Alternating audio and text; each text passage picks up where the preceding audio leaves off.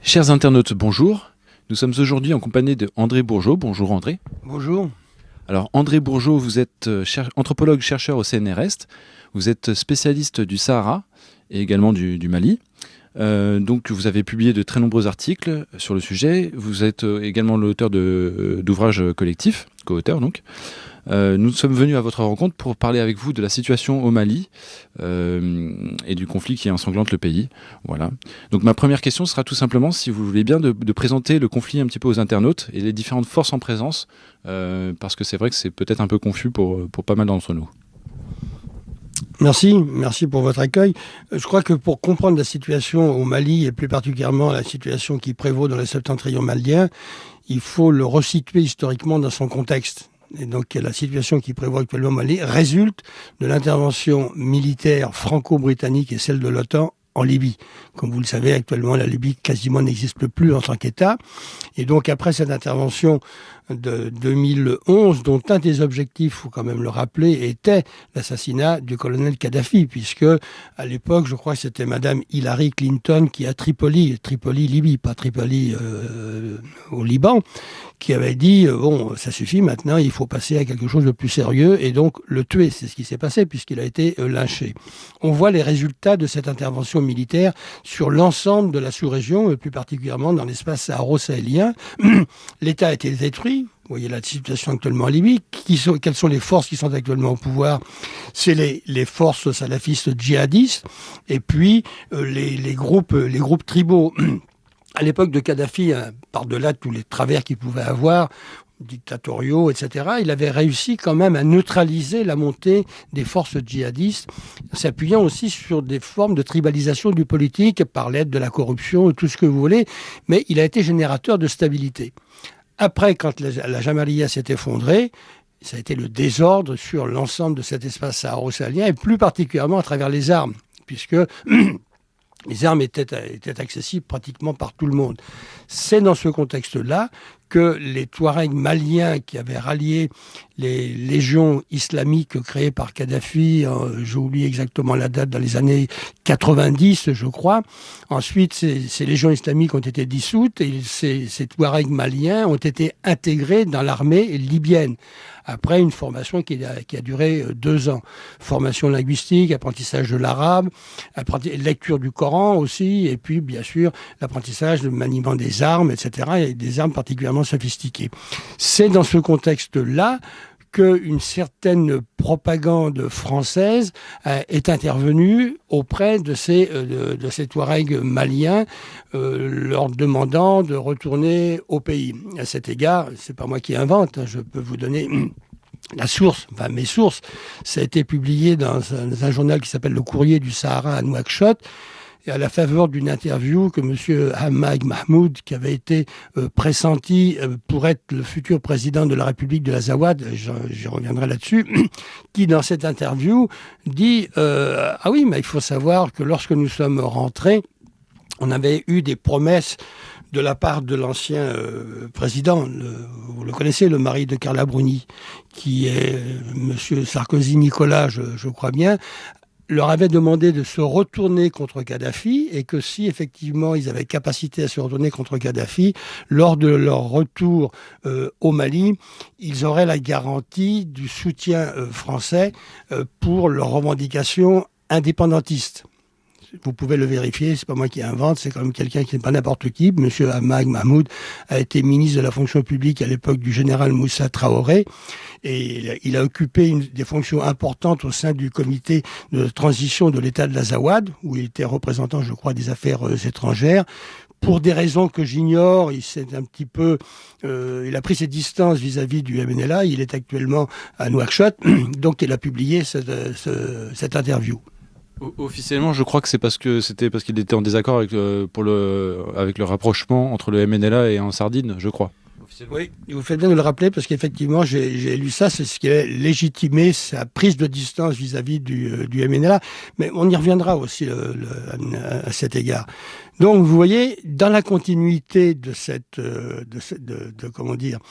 pression idéologique et politique. Il faut quand même mentionner que, à l'époque, le maire de Bordeaux, M. Juppé-Alain, avait tenu des propos qui consistaient à dire que maintenant, au Nord, la solution politique pour le Nord, c'était l'autonomie. L'autonomie, c'était aussi une des revendications du mouvement national de libération de l'Azawad. Ça, c'était de la part de M. Juppé-Alain. Changement de gouvernement et changement de président en France, puisque c'est M. Hollande-François qui est élu président de la République, et Mme Guigou Elisabeth, qui est présidente de la Commission des Affaires étrangères au sein de l'Assemblée nationale française, tient exactement les mêmes propos que M. Juppé, disant que, oui, pour le Nord, la solution, parce que ça commence à suffire, il y a eu 4-5 rébellions de suite, il faut donner l'autonomie à cette région-là. Je crois qu'en bon français, ça s'appelle de l'ingérence. Donc, d'un côté, vous avez une ingérence qui relève de la politique de droite, et de l'autre côté, vous avez une ingérence qui relève d'une soi-disant politique de gauche. C'est quand même un petit peu inquiétant, d'autant que Madame Elisabeth Guigou est une membre influente de la trilatérale. Et la trilatérale, c'est pas n'importe quoi, c'est quand même quelque chose qui définit les grandes stratégies mondiales. Tout à fait, c'est un nom qui parle à beaucoup de nos internautes. Je reviens à ma question principale, parce que je suis un petit peu têtu, mais vous y avez déjà très bien répondu en partie. En mentionnant notamment que les revendications d'indépendance de l'Azawad remontent à loin, puisque la France avait promis justement aux combattants de cette région une indépendance. Il existerait même une carte mythique ou pas, réelle ou pas, qui mentionnerait donc cette donnée par la France aux gens de l'Azawad, montrant une république de l'Azawad. Donc, pour qu'on comprenne bien, le Mali risque effectivement la partition. Il y a le MNLA, qui est le mouvement national de libération de l'Azawad, mais il y a également des groupes islamistes tels qu'Ansar Dine, tels que AQMI et Moudjahou. Voilà. Avant d'aborder ce que j'appelle les groupes armés narco-djihadistes, je vais expliquer par la suite pourquoi j'ai recours à cette notion de narco-djihadiste, je crois quand même nécessaire de préciser quels étaient les objectifs du mouvement national de libération de l'Azawad, qui, faut-il le rappeler, ne représente que lui-même. C'est important de le mentionner. L'immense majorité du peuple touareg, y compris dans les expressions écrites, il y a eu l'ancien Premier ministre, Monsieur Agamani, qui était Premier ministre, qui est touareg lui-même, qui est Lantassar, qui a fait circuler une pétition condamnant les objectifs et les méthodes, je dis bien les méthodes du mouvement national de libération de l'Azawad, des intellectuels touareg aussi qui ont pris cette initiative. Donc on ne peut pas dire que ce mouvement-là a une assise politique, populaire, même régionale. Donc c'est quelque chose qui ne représente que le même. D'autant plus qu'en fait, on dit que le Nord est délaissé par Bamako, ce qui était en partie vrai peut-être il y a quelques décennies, mais il y a eu des efforts de fait, je crois. On m'a signalé qu'il y avait une liste de 25 points de revendication, dont une vingtaine avaient été honorés finalement par le pouvoir central. Oui, exact. La situation n'est pas celle qui prévalait jusque dans les années 2006. Dans la rébellion de 2006, il y a eu quand même des projets de développement qui ont été votés, qui ont été budgétés, on dit ça en français, je crois, budgétisés, et dont la majorité, je crois, la quasi-totalité des responsables de ces projets-là étaient des Touaregs ou bien des responsables de culture Touareg. Ça veut dire des gens métis, par exemple, Songhai, avec des Tamasheks, etc. La quasi-totalité. Vous pouvez vérifier, je n'ai pas les chiffres en tête, mais je l'ai dans mes notes. Et à chaque fois qu'il y a eu possibilité de passer à la réalisation de ces projets-là, il y a toujours eu des problèmes, d'une part. D'autre part, il semblerait aussi que une partie de l'argent se soit, à la suite d'un coup de vent ou quelque chose comme ça, volatilisé, et donc de ce fait-là, il y a des tempêtes de sable fréquentes au Sahara, et donc ça n'aboutit pas toujours à cause du vent. Donc vous voyez, il faut être quand même assez prudent mais j'en reviens sur cette notion d'Azawad. C'est pas tout à fait juste lorsque vous dites que les revendications indépendantistes sont anciennes. C'est quand même la situation inédite avec le mouvement national de libération de l'Azawad, c'est qu'il y a des revendications politiques explicites d'indépendance de l'Azawad l'Azawad qui est soumis à la colonisation du Mali. C'est ça, là, au début de leur propagande. Ils vont même jusqu'à dire que l'Azawad était le territoire de leurs ancêtres Touaregs, colonisé par le Mali. Vous pouvez reprendre de tous les discours qui ont été tenus. Or, qu'est-ce que c'est que l'Azawad? L'Azawad a 3 significations. La première signification, c'est une signification ethnogéographique. L'Azawad recouvre la portion territoriale comprise entre Tombouctou et Arawan. Et cette portion territoriale-là, c'est 380 km². C'est la superficie de l'Azawad, au sens ethnogéographique du terme, et particulièrement sillonnée par les Maures nomades, donc les Arabes nomades, si vous voulez, Brabiche. C'est ça l'Azawad. Ensuite, vous avez une signification administrative. Et l'Azawad concernait, à l'issue du pacte national, on a avancé le nom de 3 régions, Tombouctou, Gao et Kidal, comme étant une région qui s'appellerait l'Azawad. Donc c'était une notion administrative. Une notion administrative, c'est pas une notion politique, c'est pas une notion de territoire. Donc il y a eu une instrumentalisation de cette notion à des fins de propagande pour légitimer le fait que l'ensemble de ces populations Touareg, puisque c'est comme ça qu'ils le présentent, étaient sous le joug colonial du Mali. Vous pouvez reprendre tous les textes là. Donc le chercheur que je suis dit non, on ne peut pas accepter une telle supercherie, une telle imposture. Alors ensuite, vous pouvez encore vérifier, personne ne m'a démenti, personne du MNLA m'a démenti me disant que non, c'est pas vrai, l'Azawad, c'est toi, partial. Donc ça, c'est quand même quelque chose d'important. D'autant que c'est aussi l'objet des enjeux de la négociation actuellement à Alger. Oui, alors on n'en a pas parlé. J'arriverai peut-être par la suite. Donc ça, c'est important de mentionner que non, l'Azawad n'a jamais été, il n'y a jamais eu ni chefferie, ni royaume, ni empire de l'Azawad. Donc c'est pas du tout une entité politique. Qu'un groupement politique qui prend les armes pour revendiquer un territoire dit on veut l'Azawad, ça le regarde. Mais on ne peut pas se prévaloir d'une dimension historique pour légitimer des revendications politiques. Ça, de mon point de vue, c'est inacceptable. Ça participe de la manipulation et du mensonge. Alors, les forces en présence, c'est aussi dans ce contexte-là, je crois qu'il faut avoir une approche un peu historique pour montrer la complexité du septentrion malien. Ça, c'est pour le MNLA 2012. Donc, ils se retournent contre Kadhafi, ils arrivent dans le septentrion malien. Le président de l'époque, Amani Toumani Touré, les reçoit correctement. Hein. Il leur donne même de l'argent, de la nourriture, etc. Et c'est à partir de ce moment-là qu'il y a des dissensions entre certains Touaregs venant de Libye et certains Touaregs maliens qui, eux, sont restés au Mali, issus du mouvement de l'Alliance du 23 mai pour le changement, c'est-à-dire la rébellion de 2006. C'est dans ce contexte-là qu'il y a un problème de lutte pour le leadership du mouvement. Vous avez 2 personnes qui s'affrontent. Iyad Agrali, qui a été un des leaders, on peut dire, charismatiques de la rébellion des années 1990-95, qui ensuite a eu une fonction de diplomate, puisqu'il a été nommé consul en Arabie Saoudite. On va y revenir. C'est intéressant qu'il ait été nommé en Arabie Saoudite, parce que, bon, c'est quand même la Wahhabiyya qui est à l'ordre du jour et qui dirige l'Arabie Saoudite. Et finalement, c'est M. Mohamed Ag Najem qui, lui, avait quitté le Mali il y a très très longtemps, hein. Je crois que c'est après la rébellion de 95, et qui assurait la fonction de chef d'état-major de l'armée libyenne pour la partie méridionale de la Libye, c'est-à-dire à partir de Sabha jusqu'à la frontière tchadienne. Donc c'est un militaire formé comme l'armée libyenne peut former les gens, et c'est lui donc qui prend la direction de ce mouvement national de libération de l'Azawad, qui est issu aussi d'une fusion entre le mouvement national de l'Azawad, qui était un mouvement créé par des étudiants. Ils avaient fait leur congrès à Tombouctou. La tenue du congrès avait été reconnue par les autorités maliennes, et on ne sait pas pourquoi. Après, on a mis en prison pendant 1 ou 2 jours un des leaders du mouvement qui s'appelle M. Moussa Gacharatman. Donc voilà, c'est la fusion des trucs là.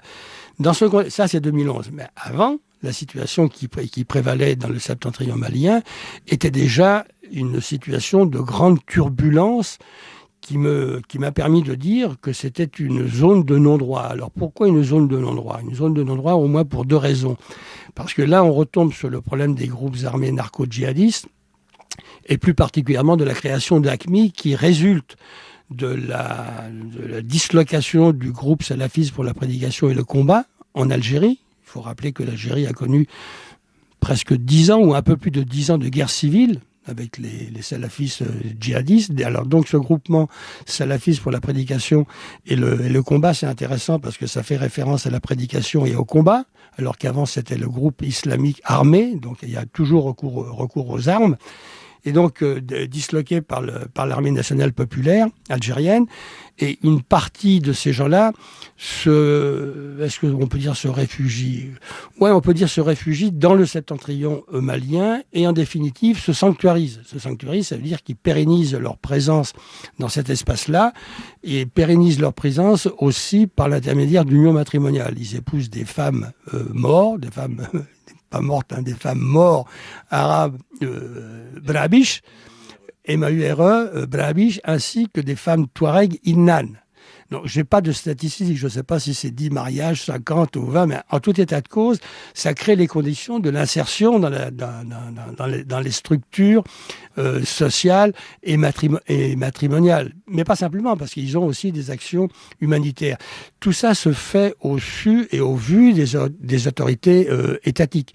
Il n'y a pas de prise de position politique pour empêcher ça. Et c'est dans ces circonstances-là que se crée AQMI, Al-Qaïda au Maghreb islamique, en 2007. Ça veut dire au moment où Oussama Ben Laden était encore en vie. C'est important de le mentionner.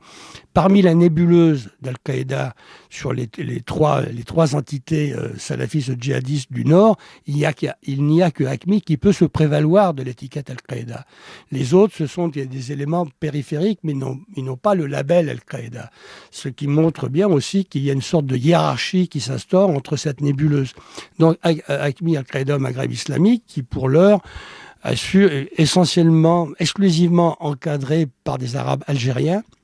Certains d'entre eux ont fait le coup de feu en Afghanistan. C'est pas des gamins, ils savent ce que c'est. De fins stratèges aussi. C'est pas des petits. Hein. Et donc, à un moment donné, sur le problème des rançons, les rançons n'ont pas été distribuées d'une manière égale. En tout cas, c'est certains éléments de l'AQMI, et plus particulièrement les membres, les populations noires subsahariennes d'AQMI, qui considèrent d'avoir été victimes de discrimination dans les conditions de répartition, de redistribution des rançons. Tout ça interprété comme étant des discriminations sur des bases raciales, puisque c'est quand même une dominante subsaharienne. Donc il quitte AQMI et il crée le MUJAO, le Mouvement pour l'Unité et le Djihad en Afrique de l'Ouest. Alors un mot sur l'Afrique de l'Ouest, parce que cette référence à l'Afrique de l'Ouest, ça concerne l'espace ou les territoires de la CEDEAO, Communauté économique des États d'Afrique de l'Ouest. Donc vous voyez, on voit AQMI, la dimension internationale, le MUJAO, la dimension sous-régionale, avec des perspectives donc, et puis ensuite, au moment de 2011-2012, la création d'Ansar ad-Din el-Salafiyya, lequel mouvement est un mouvement autochtone, local, essentiellement composé 80-90%, j'en sais rien, c'est pour ça que je dis essentiellement composé de Touaregs et aussi de Maures. Donc ça, c'est la dimension autochtone. Donc vous voyez la division qui s'opère. Et c'est quand même ces gens-là aussi avec lesquels il est plus facile de s'identifier parce qu'on les connaît, les populations comme ça les connaissent. Donc ça, c'est important à mentionner. Mentionner aussi le problème du MUJAO. Le MUJAO, le grand avantage du MUJAO, c'est qu'il est plurinational, avec un noyau dur malien, plus particulièrement un noyau dur, les morts Barabiche, qui sont particulièrement efficaces dans le contrôle d'une marchandise blanche, d'une drogue illicite qui va s'appeler, je crois, cocaïne. On ne peut pas comprendre la situation au septentrion malien si on ne fait pas référence à la cocaïne et les conditions de contrôle et d'acheminement de la cocaïne. C'est essentiellement. Il n'y a pas que ça, hein. Il y a le cannabis aussi. Bon, les cigarettes, etc. Mais en tant que drogue illicite, c'est ce qui rapporte quand même le plus d'argent. Donc il y a une compétition, quelquefois des compétitions violentes, physiques. C'est une des raisons pour lesquelles j'ai utilisé dans un de mes articles des processus d'ethno-territorialisation pour le contrôle de la cocaïne, y compris encore actuellement ce qui se passe encore de nos jours. On va y venir peut-être tout à l'heure. La cocaïne joue encore un rôle. C'est avec ça que l'argent rentre. Et quand l'argent rentre, on peut acheter des armes. Donc c'est quand même quelque chose qui est complètement consubstantiel avec le trafic d'armes.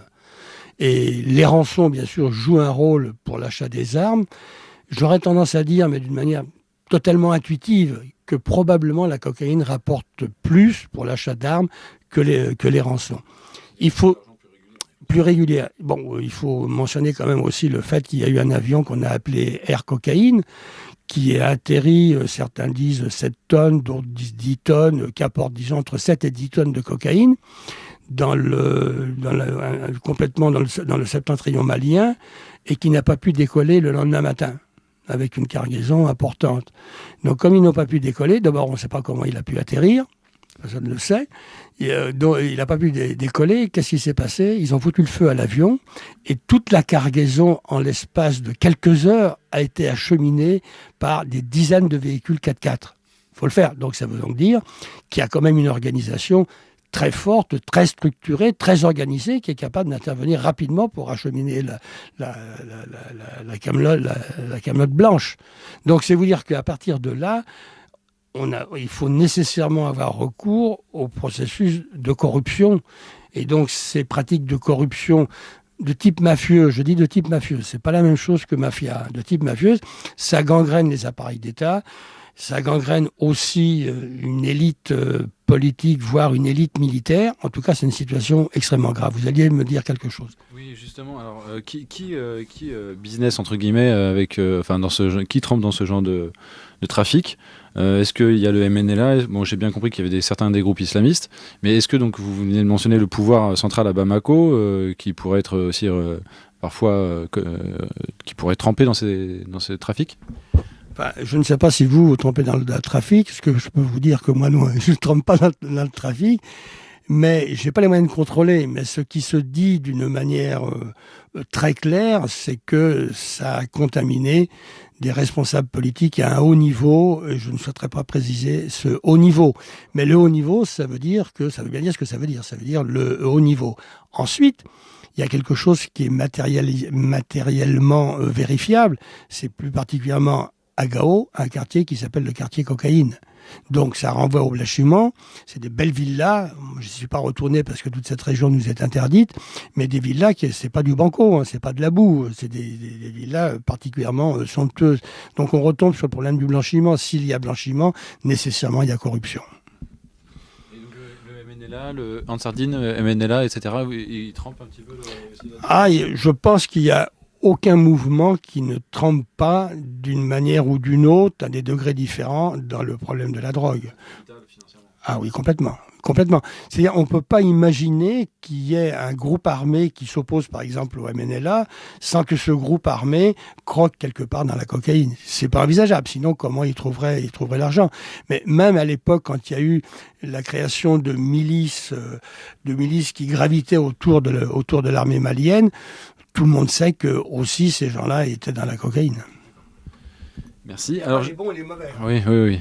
Alors j'aimerais maintenant qu'on vienne un petit peu sur l'intervention française, l'opération Serval, et alors parce qu'elle a été justifiée parce que, soi-disant, le MNLA risquait de prendre Bamako. Est-ce que vous croyez que cette information qu'on avait donnée à l'époque était crédible? Est-ce que le MNLA aurait vraiment pu prendre Bamako et donc aurait pu justifier donc l'intervention française?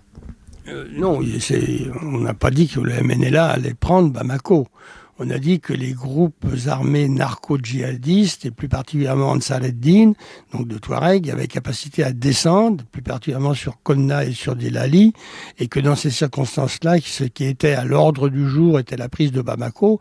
Mais ça, c'est la propagande française qui dit que Bamako faisait partie de l'objet de leur descente. Le MNLA n'était pas à l'ordre du jour. C'est pas le MNLA qui a légitimé l'intervention des militaires français. C'est les groupes salafistes djihadistes. Voilà.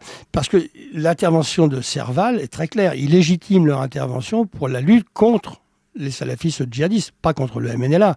Donc je vais revenir un peu pour rectifier un peu ce que vous venez de dire, parce que ce que je vais dire, ça va éclairer quand même. C'est que avant l'opération Serval, il est vrai qu'il y avait une partition territoriale, que les 2 tiers du pays, donc du Mali, étaient entre les mains et des groupes djihadistes et du MNLA. Donc il y avait une partition de fait, et que c'est ces groupes de djihadistes qui voulaient descendre sur le sud et s'approprier. Donc là, c'est dans ces circonstances-là que on fait appel à l'ONU. Le Conseil de sécurité, par la résolution 2100, vote l'intervention de la... Non, ça c'est après. C'est après. L'opération Serval, c'est pour ça que c'est intéressant aussi, l'opération Serval, parce que non, c'est pour ça que c'est bien plus habile que ça. C'est pas la France qui décide d'intervenir. C'est le président de République de la Transition, le professeur Dionkunda, qui, face à cette descente et face à une armée malienne qui est complètement défaite, sollicite l'intervention militaire française, à la différence de l'époque coloniale. Ou même à la différence de la période qui a précédé les conférences nationales, où c'était la France qui décidait d'intervenir quand elle voulait. Là, c'est pas le cas. On dit, non, nous, on n'a pas demandé à venir. Ce sont eux-mêmes, les Africains, qui ont sollicité notre intervention. On ne peut pas refuser, quand même. On se rappelle d'ailleurs qu'il y a eu des manifs, on voyait les manifestations maliens qui étaient contents parce qu'ils étaient... Oui, c'est pour ça que dans un premier temps, l'opération Serval a été les militaires français de l'opération Serval, donc l'armée française a été perçue comme une armée de libération. Je crois que le terme n'est pas trop fort, hein. Ça a duré quelques mois. Dans ce contexte-là, le mouvement national de libération de l'Azawad, avant l'intervention Serval, ne représentait plus rien. Il avait été bouté pratiquement de partout. Il avait été obligé de se réfugier sur le plan militaire parce que défait dans un petit centre de culture dans la région de Thessalite qui s'appelait le Khalil. Donc il était mis out notamment par la population de Gao, avec des groupes de jeunes qui s'étaient organisés pour éviter une trop grande dérive des djihadistes, pour éviter une trop grande dérive d'application de la charia. 3 groupes bien connus, c'est Nous Pas Bouger. Nous Pas Bouger, si vous suivez un petit peu la musique africaine et plus particulièrement malienne, c'est un grand succès de Salif Keïta. Ensuite, un deuxième groupe qui s'appelle les Patrouilleurs, c'est aussi significatif, et un troisième groupe qui s'appelle les Patriotes. On les retrouve encore actuellement, ces gens-là, mais avec une assise beaucoup plus grande. Et pourquoi cette alliance avec les populations de Gao et ces groupes-là? Parce que le MNLA, lorsqu'il a occupé Gao, il y a eu des pillages, il y a eu des viols, il y a eu du matériel de volé, etc. Donc ça a créé les conditions de l'animosité, même à la limite les conditions de haine contre ces gens-là. Donc il y a eu un soulèvement qui a fait en sorte que le MNLA a dû partir. Donc il ne représentait rien avant l'opération Serval. Serval arrive, 2-3 semaines après, le MNLA revient en force, occupe Kidal, et dans les semaines qui suivent, administre tout la Dar des Iforas. Administrer, ça veut dire il prélève des taxes, il distribue des cartes de circulation, il prélève des taxes sur les 2 roues, sur les voitures normales, les 4x4 normaux, sur les camions, c'est-à-dire qu'il contrôle aussi la fraude alimentaire et la fraude du carburant qui vient d'Algérie. C'est une véritable administration. Or, Serval a libéré Gao, Tombouctou, et permet l'arrivée en force du mouvement national de libération de l'Azawad à Kidal. Donc, quelques mois après, il y a un revirement de situation et la majorité de la population malienne passe par des manifestations anti-Serval, anti-françaises, etc. La légitimation de Serval, il faut le faire, parce qu'à un moment donné, ils sont bien obligés de reconnaître qu'il y a eu une connivence, il y a des complicités avec le MNLA. La légitimation de ça était la suivante, c'est qu'ils ont considéré, c'est-à-dire les décideurs politiques en alliance, en collaboration avec les services, les moustachus, qui consistaient à dire, mais si on noue des rapprochements, voire des alliances avec le MNLA va nous conduire auprès des otages français et de ce fait-là, on va pouvoir les libérer. C'était une erreur fondamentale. S'il y a quelqu'un qui était susceptible de conduire les Français aux otages, c'est Iyad Agrali. Tout le monde le savait. Moi, je l'ai dit aux journalistes, l'ancien leader de la rébellion de 90 et ensuite consul en Arabie Saoudite et leader du mouvement salafiste, Ansar ad-Din al-Salafiyya. Alors pourquoi Ansar ad-Din al-Salafiyya? Parce qu'il existe aussi une association qui s'appelle Ansar ad-Din au sein du Haut Conseil islamique du Mali, qui est dirigé, le Haut Conseil, par un wahhabite qui s'appelle M. Diko, l'imam Diko. Qui n'a rien à voir avec le... Non, et l'autre mouvement, Ansar ad-Din, qui est une association religieuse, mais qui n'a rien à voir avec le salafisme djihadiste qui a été créé par l'imam Haïdara, qui est un grand prêcheur. Alors, c'est très bien tout ce que vous avez expliqué, parce que ça nous amène aux événements récents. Donc, on l'a évoqué en début d'entretien, il va y avoir la reprise des pourparlers le 8 février à Alger. Oui, on peut être dubitatif et sceptique sur ce qui va en ressortir, mais bon. On sait, en même temps, la solution ne peut être que politique et elle n'est pas militaire. Je pense qu'on est d'accord là-dessus. Donc, il y a eu un accord entre le MNLA et la MINUSMA, donc la force onusienne. Un accord qui a semblé déplaire très fortement aux populations locales, puisqu'elles ont manifesté, notamment à Gao, en force. Il y a eu des morts, il y a eu 4 morts, donc tués par des casques bleus, si j'ai bien compris. Donc là, on voit que ça part complètement en vrille, si vous me passez l'expression. C'est ce que fait l'Occident et l'ONU, et ça part un petit peu les populations locales sont vraiment en désaccord complet avec la politique menée par l'ONU et la France. Je crois que ce que vous venez de dire, il faut le resituer dans le contexte, dans l'enjeu sur un petit bourg qui s'appelle Tabankort, où c'est le lieu de l'affrontement entre les Touaregs du Mouvement national de libération de l'Azawad et les Touaregs du Gatia, qu'on appelle la communauté des Imrad, qui sont issus de la même chefferie. Alors c'est intéressant de mentionner que c'est à l'intérieur même de la société Touareg qu'il y a des conflits. Et Tabankort étant un lieu stratégique, parce que c'est stratégique sur le nord, mais aussi sur le sud, mais aussi sur l'est. C'est-à-dire celui qui va contrôler Tabankort pourra acheminer, pourra se donner les moyens de retourner à Kidal. C'est pour ça que c'est stratégique. C'est stratégique sur le plan militaire, mais c'est aussi stratégique pour la dispersion de certaines drogues illicites. Donc c'est un enjeu fondamental. C'est dans ce contexte-là que le MNLA subit, peut-être pas une déroute, mais en tout cas une défaite militaire par le Gatia et ses alliés, donc par les autres Touaregs.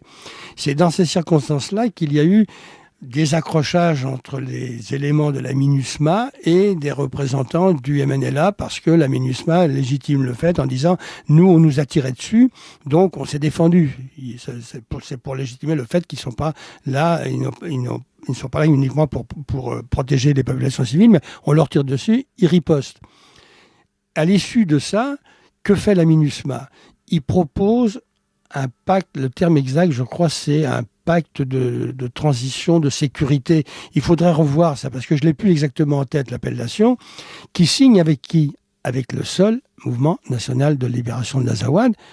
Mais attendez, je complète ce que vous avez dit, c'est-à-dire les autorités maliennes n'étaient pas du tout au courant. C'est quand même grave. C'est quand même grave, parce que... Oui, je vous en prie. Donc, j'ai retrouvé le terme, il parle d'une zone temporaire de sécurité, voilà, qui effectivement était centrée sur Tabankort, dans la région de Gao. Et donc, du coup, effectivement, ça privilégie les séparatistes. Et ça déplaît aux populations locales, quoi. Bien sûr. Donc à cet égard-là aussi, à l'issue de ça, il y a une déclaration qui a été faite par ce qu'on appelle la plateforme qui est composée des anciens mouvements d'autodéfense, Gandakoy, Gandaizo, et qui est dirigée par un avocat qui s'appelle Monsieur Aruna Touré, donc qui prend position là-dessus et qui dénonce la collusion qu'il y a entre la MINUSMA et puis le MNLA. Ça fait quand même la deuxième collusion. Il y a déjà eu l'opération Serval, donc côté français, et puis maintenant c'est la MINUSMA. Donc il y a une levée de bouclier importante, si bien que la MINUSMA a été obligée de retirer ce pacte de comment vous avez dit, zone temporaire de sécurité, avec une argutie en disant oui c'est vrai, mais c'était un brouillon, c'était pas quelque chose d'officiel, etc. Quand on entend des trucs comme ça venant d'une institution comme la MINUSMA, on se dit où est-ce que l'on va? Ça veut dire qu'effectivement ils reconnaissent qu'il y a eu un document de travail là-dessus, qui a été fait uniquement entre eux et le Mouvement national de libération de l'Azawad, au détriment des autres mouvements, au détriment de la population, et puis au détriment quand même des autorités maliennes. Ça veut dire que quoi? Les autorités maliennes, ils sont complètement sous tutelle, ils n'ont pas le droit d'intervenir. Et là, ça me permet de faire la transition sur l'attitude des responsables politique du Mali, lorsque le président IBK, Ibrahim Boubacar Keïta, qui a quand même été élu, c'est un véritable plébiscite, 77,70%, on n'avait jamais vu ça. se rend à Gao, et ça c'est une bonne chose qu'il se rende à Gao pour rendre hommage aux gens qui ont été tués, parce que c'est la MINUSMA aussi qui a tiré, on ne sait pas qui. On va le savoir, il va y avoir une enquête. Généralement, quand il y a une enquête à ce niveau-là, on a les résultats dans 6 mois ou dans 1 an. C'est-à-dire une fois que tout ça on a oublié, c'est ce qui se passe. Mais il ne demande pas de sanctions. C'est quand même son rôle à lui, président de la République, de demander des sanctions. C'est le minimum de choses, c'est de demander des sanctions sur la base d'une enquête. Il faut qu'il y ait une enquête, il faut aussi qu'il y ait des sanctions. Un ordre a dû être donné. Et s'il n'y a pas quelqu'un qui a donné l'ordre de tirer, c'est quelqu'un qui a pris l'initiative individuelle de tirer. On ne peut pas le laisser comme ça sans qu'il y ait des sanctions. Oui, c'est d'ailleurs ce que réclamait Rasbas des Sofas de la République. Il réclamait donc qu'il y ait une enquête et des sanctions, en rappelant qu'il y avait des Maliens qui se battaient en tant que casque bleu pour l'ONU dans d'autres conflits ailleurs dans le monde. Donc le Mali est un pays membre de l'ONU, et donc à ce titre, il mérite qu'il puisse y avoir une enquête rapide et que les coupables soient sanctionnés. J'aimerais parce que là je pense on va évoquer également, je pense, tout de suite les pourparlers de paix, mais très rapidement, parce que comme vous l'évoquiez, vous n'avez pas beaucoup d'espoir sur ces pourparlers de paix. Non, on constate, mais j'allais dire, c'est de bonne guerre. Ça ne veut pas dire que j'approuve la notion de guerre, mais à chaque fois qu'il y a des négociations, il y a toujours des mouvements qui se font pour créer des rapports de force politiques dans les négociations. Donc c'est pas un peu surprenant ce qui s'est passé il y a encore 15 jours, 3 semaines. C'est pas du tout le cas de ce qui s'est passé il y a à peu près une semaine. La situation s'est considérablement aggravée, au point où on peut se demander si c'est pas des processus embryonnaires de guerre civile. Je crois qu'il y a des forces politiques, économiques, financières, maliennes, mais aussi occidentales, plus particulièrement françaises, qui n'ont pas du tout intérêt à la paix pour le moment. Je crois que c'est une donnée qu'il faut prendre en compte. Et ensuite, se repose le problème de qui va contrôler l'acheminement de la cocaïne. Je crois qu'on ne peut pas raisonner si on ne prend pas en compte cet aspect-là. Et ça va conditionner, ça va conditionner quelque chose à partir du moment où les rapports de force seront beaucoup plus stabilisés. Alors, pour répondre plus directement à votre question, officiellement, il est question de reprise des pourparlers, je crois, le 6 ou 8 février. Mais le 8 février, dans ce contexte-là, je doute fort que ça puisse se faire. Mais l'élément nouveau, c'est que le médiateur algérien, dont j'ai oublié le nom, dit qu'il va falloir encore 6 mois. Donc le fait qu'il fasse référence à cette durée 6 mois, ça veut dire qu'il ne compte pas beaucoup sur ce qui va se passer le 8 février, si toutefois il se passe quelque chose. Ça corrobore, ça confirme un peu mon hypothèse qu'il y a des forces qui n'ont pas intérêt au retour à la paix. Merci beaucoup pour votre analyse. J'aimerais qu'on aborde un dernier point avant de conclure cet entretien. Votre analyse du traitement médiatique des événements au Mali depuis le début de cette affaire, en fait. Enfin, depuis le début on peut dire, du conflit. Alors, je crois que je vais dépasser la situation actuelle en disant que si on a une approche historique, mais j'aime bien l'histoire, même si je suis anthropologue, je pense que l'histoire donne certains éléments de compréhension. On peut dire, sans prendre aucun risque, que depuis la rébellion de 1990, que ce soit au Niger ou au Mali, cette rébellion a eu des échos favorables sur l'ensemble des médias français, y compris sur les grands médias français, qui ont contribué à s'inscrire dans le mythe Touareg. Donc, de facto, c'était des soutiens à ces mouvements de rébellion. Celle de 2012, avec des finalités explicites, indépendantistes, partitionnistes, etc., s'inscrit dans la continuité de ce que je viens de dire.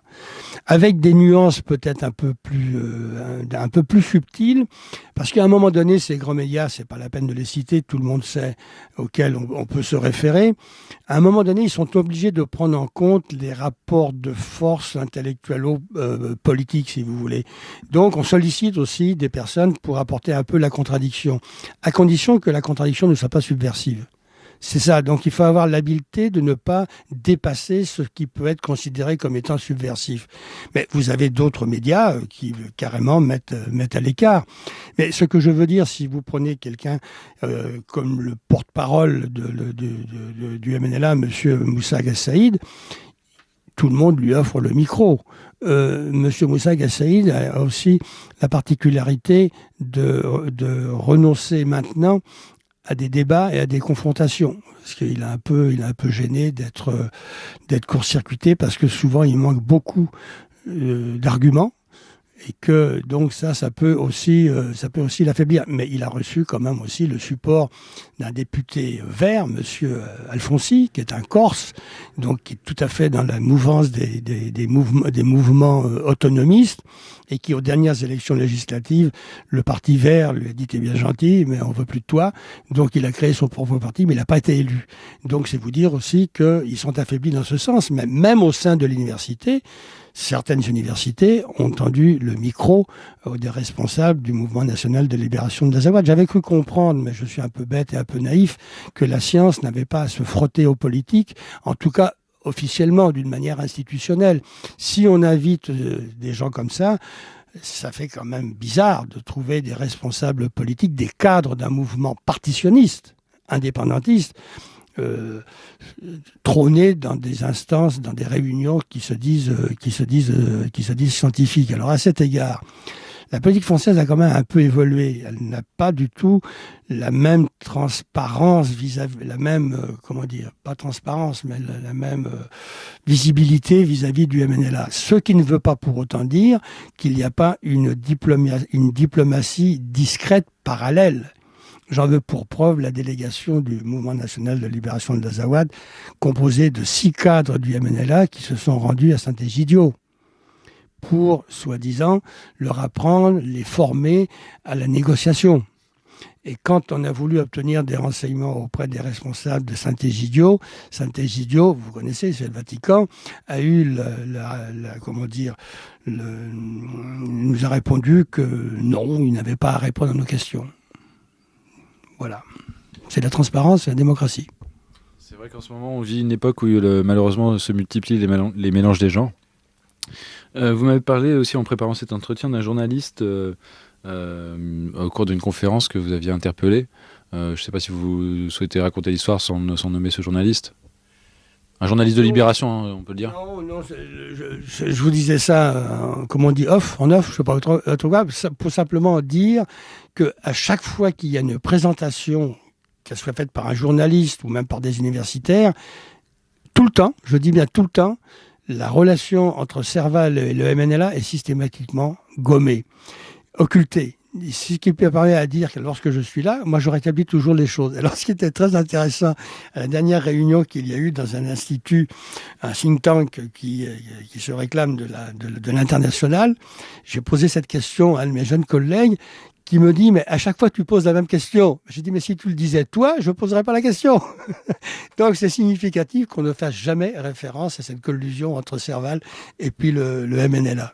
Je crois que c'est complètement intériorisé. Alors, j'ai bien apprécié, à chaque fois tu poses la même question. Donc il s'est un peu trahi.